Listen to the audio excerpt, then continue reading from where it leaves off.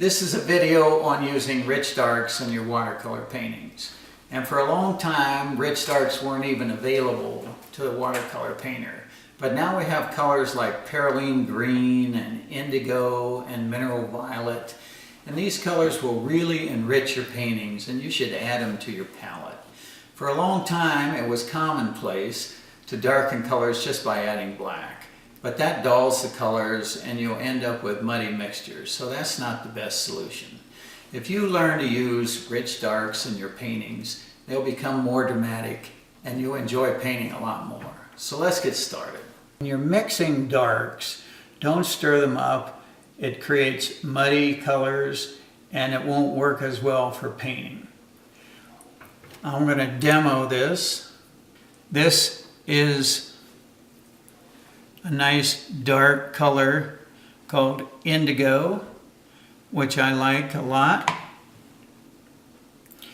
And one of the things I do, I'm cleaning out my brush here. This is actually a lighter color, cerulean blue. But watch what happens when I put the two together. It makes a beautiful mixture if I don't stir it up. And then when I put it on the paper like this, I have a nice rich dark, but it has bits of cerulean blue in it as well as the indigo, and then the mixture that the two of them make. Now I'm going to demonstrate how to mix black. I'm rinsing out my brush again, shaking or wiping some of the color off of it, or water off of it. This is ultramarine blue. Beautiful, nice, rich, dark color.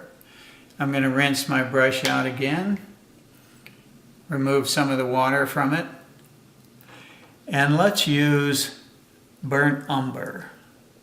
Put that next to it, push the two together,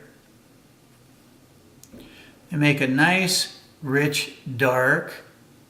That's a little bit on the warm side, a little bit of the brown dominating, so I'm going to add a little bit more of the blue to it carefully.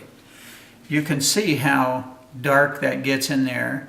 It's a nice rich black, and yet you can see bits of the blue and bits of the brown in it. And that's the way I like to make black, so that you can see different colors in it and a few different values as well. To me, that's much more interesting than flat black, which comes out of the tube. Some of my favorite darks, and you won't really be able to tell them by color, but I'll point to them. They look mainly just like very, very dark colors until you put water with them. But this is mineral violet. I like that one a lot. This is indigo, which I use quite a bit for rich darks. This is perylene green. And this is burnt umber. Those are all very, very dark colors coming right out of the tube. I'll show you why I like this color, perylene green, for example. I've got my brush nice and wet, and I'm lifting some of this out of the palette here. I'll put it directly onto the paper. As you can see, it's a deep, dark, rich green, and a kind of a smoky green. And now I'm going to add a little bit of water to it, so you can see as you add more water, it maintains its color. It's just a lighter value, and that's one of the things that works really well with that color, and that's why I like it.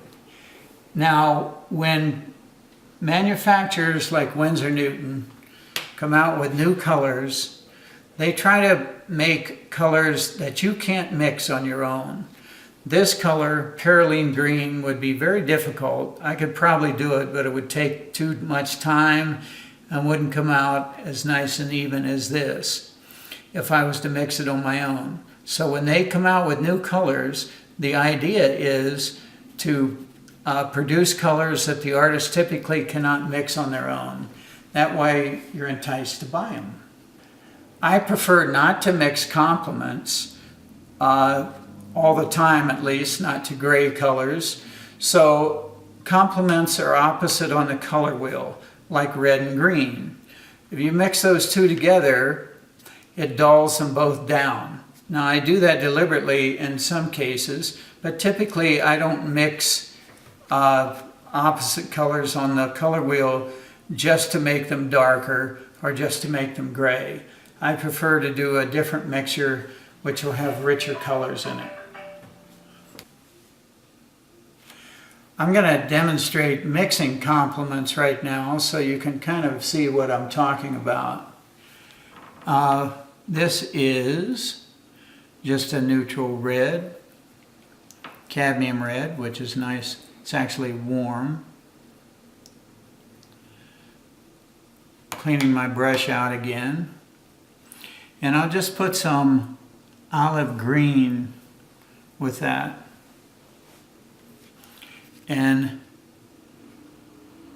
it does dull both colors down a little bit, you can see. But to me that's a little bit muddy and I wouldn't use that very often. Now let's try another one. This is lemon yellow, which is a cooler yellow. I'll rinse the brush out again. Get it nice and clean because these are delicate colors. And I'm going to put a little bit of mineral violet with it. Just barely push the two together. So yellow and violet are opposite on the color wheel. That makes an interesting color. And that one works a little bit better. Doesn't get quite as muddy. You can see the yellow and the mixture and the violet in there. But typically, except maybe in skin tones on the figure, I don't mix complements very often. It's harder for me to keep the colors as rich and bright as I want. Now we're going to look at 3 of my paintings and examine the rich darks. The first one is Paris After the Rain, which I painted on the Seine in Paris. The second is Quiet Canal, Venice, which was a studio painting. And the third one is African Princess, also a studio painting from a trip I took to Africa with the Denver Zoo. All 3 are done on Fabriano 140-pound cold pressed watercolor paper with Winsor Newton tube colors. So let's take a look. This is one of my watercolor paintings called Paris After the Rain. And I'm using it as an example because it has some nice rich darks in it. This shape of the trees up here is ultramarine blue and olive green mixed together. And you can see a number of different values in here. And that's the way I like it to work. And through here, you can see the darkest value where there's a little bit more of the dark blue. And over here, there's a little bit more of the olive green. So rather than one flat, rich dark, there are areas that are different values and different colors in there. Another example is in the water down here. This rich dark is a combination of ultramarine blue and burnt sienna and ultramarine blue and indigo. And you can see how this rich dark melts right into this other rich dark along the bottom of this boat. And on the bottom of the boat, the rich dark is burnt sienna and ultramarine blue. That creates some nice soft edges in there. Now what the rich darks do in this painting is they show off the lighter colors because you have a big value contrast. You have a rich dark against the lightest part of the painting. Some of this is actually still white paper.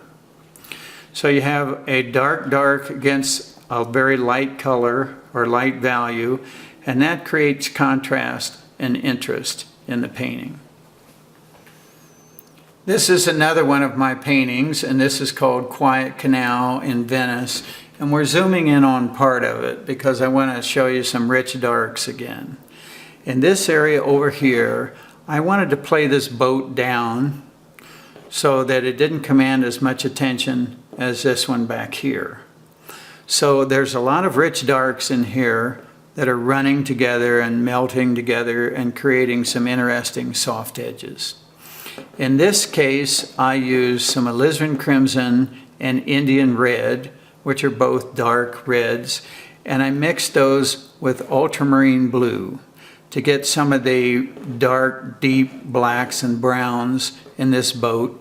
And where this mooring pole comes down, there's a little bit more red, but it's the same colors again. And it's these edges which soften and blur and melt together, which is the part of the painting that I like. It cuts down the emphasis on this part of the painting. Now up here, you have a rich dark, which is burnt umber, and it contrasts nicely with the white paper on the boat, which has just a little bit of cerulean blue in it. So again, it's that rich dark against a light light that creates a lot of attention. Same thing here. As this growth comes down along the wall, this moss comes down and turns into the water. Right where it hits the water, it gets a lot darker and a lot richer. So you have a value change of this green coming down and turning into a really rich dark. Up here in these windows, this is pretty much pure indigo for this dark inside the windows. And again, there's some light colors around it for a really nice contrast. This is another one of my paintings, and this was from a trip to Africa that I took with the Denver Zoo. And this is a young girl that I saw dressed up getting ready for a ceremony. And the reason I wanted to use this painting was to show you this background, this real deep dark green back here is all perylene green. And yet you can see different shades of it in here and different value changes. I do not try to get a perfectly flat color in something like this. To me, it's more interesting if you can see different values and different shades of the color. And look how this deep dark green sets off some of these lighter colors, like the white clay on her face and the lion mane headdress that she's wearing and the white shells that are in her necklace are all set off by these deep dark colors. Now in here, in the area of her neck, there's a color that is just about as dark as the background, but it's much warmer. It has more red in it. And it has alizarin crimson and a little bit of blue and a little bit of mineral violet to make it that dark. But the important thing is that temperature change, this being cool and this being warm. You can also see a darker value across some of the white clay on her face, which just gives volume and modeling to that area. And up here in her headdress and down through this jewelry, the beads, there's a lot of rich darks that run together and create dark darks, but they show off these lighter colors like these beads right here.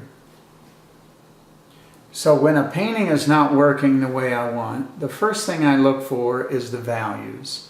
Do I have enough rich darks? Do I have enough of a value range in the painting? If this had a lighter value in the background, it wouldn't be anywhere near as dramatic as these areas, like this rich dark against this white clay on her face. So the first thing I look for in a painting, if I'm not sure it's working right, is the values. And oftentimes it's just a matter of going back and darkening some of the values. Now when I do that, if I go back and darken something like this perylene green area, I only darken part of it. Like this area right here up against the side of her face is a little bit darker. If the whole thing was that dark, it wouldn't be as interesting. So if I decide to darken an area, I'll go in and just darken parts of it and see how that works. So many watercolors, especially in the past, look washed out. I call them anemic paintings, and it's because they didn't have a nice value range. They didn't have the rich darks available that we have now, and it just typically wasn't the way you used watercolor a long time ago. But now we have a lot of rich darks available, and I've showed you how to mix a lot of rich darks. Just keep the mixtures clean, don't stir them up. So practice mixing some rich darks and using them in your paintings. I think they'll make the paintings more dramatic and you'll like the results. So this is Dennis Pendleton saying until next time, keep on painting.